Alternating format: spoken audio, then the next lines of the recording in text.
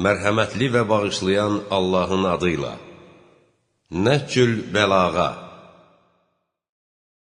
İnsanlar üçün elə bir dövran gələcək ki, onda Qurandan nişanədən, İslamdan isə addan başqa bir şey qalmayacaq. Həmin zamanda onların məscidləri bina baxımından abad, hidayət baxımından isə virandır və onların sakin və abadlaşdıranları yeryüzünün ən pisləridirlər. Onlardan fitnə xaric olar və onlarda itaətsizlik və günah yerləşər. Həmin fitnədən kənarlaşan hər bir kəsi ona qaytararlar və ondan arxada qalanı ona tərəf apararlar. Eyb və nöqsan sifətlərdən pak və uzaq olan Allah buyurur: Öz haqqıma and içmişəm ki, həmin insanlar üçün səbirli və ağıllıların onda sərkərdan qaldığı bir fitnə göndərim.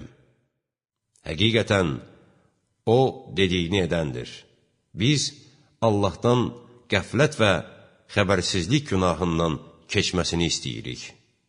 Ey insanlar, Allahdan qorxun. Heç kəs boş yerə yaradılmayıb ki, oynasın. Öz başına buraxılmayıb ki, yersiz və bihudə iş görsün. Onun özünü bəzgərək, gözəl göstərən dünyası pis baxışın, ona çirkin kimi göstərdiyi axirətin əvəzi və yerini tutan deyil.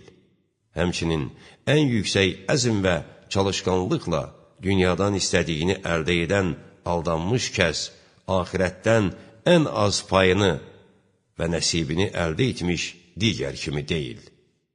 İslamdan uca heç bir şərəf və böyüklük yoxdur.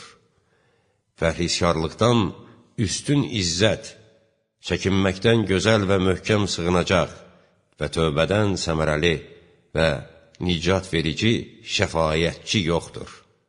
Qənaətdən zəngin xəzinə yoxdur və verilmiş ruziyə razı olmaq kimi heç bir sərvət yoxsulluğun qarşısını almır. Ona çatmış şeylə kifayətlənən kəs rahatlığa qovuşub və dinclikdə oturaq salıb. Dünyaya meyl və rəğbət ən ağır çətinliyin açarı və giriftarçılığın miniyidir. Hərislik, təkəbbür və həsəd insanı günahlara düşməyə çağırır. Şər və pislik bütün çirkinlikləri bir yerə toplayır. Din və dünyanın möhkəmlik və bərqərarlığı dörd kəsin vasitəsilədir.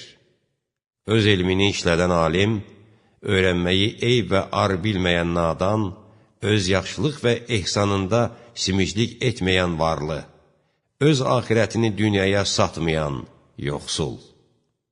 Buna görə də alim öz elmini işlətməyəndə nadan öyrənməyi ar biləcək. Varlı öz yaxşılıq və ehsanında xəsislik edəndə yoxsul axirətini dünyasına satacaq.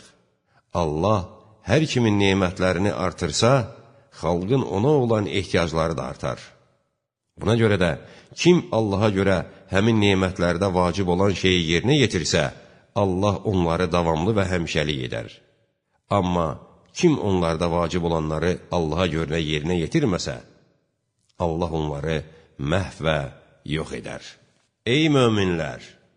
Kim zülm və sitəm edilməsini və xalqın xoşagəlməz və nalayıq işlərə dəvət edilməsini görsə və onu qəlbi ilə inkar etsə, qurtulub və uzaq olub. Kim onu dili ilə inkar etsə, savab qazanıb və onun mükafatı qəlbi ilə inkar edəndən çoxdur.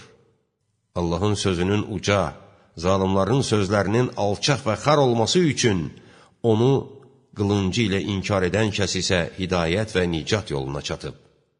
Düz yolda dayanıb və yəqinlik və inam onun qəlbində nurlanıb. Məğlub olacağınız ilk şey əllərinizlə cihaddır. Ondan sonra dillərinizlə olan cihaddır. Ondan sonra isə qəlblərinizlə olan cihaddır.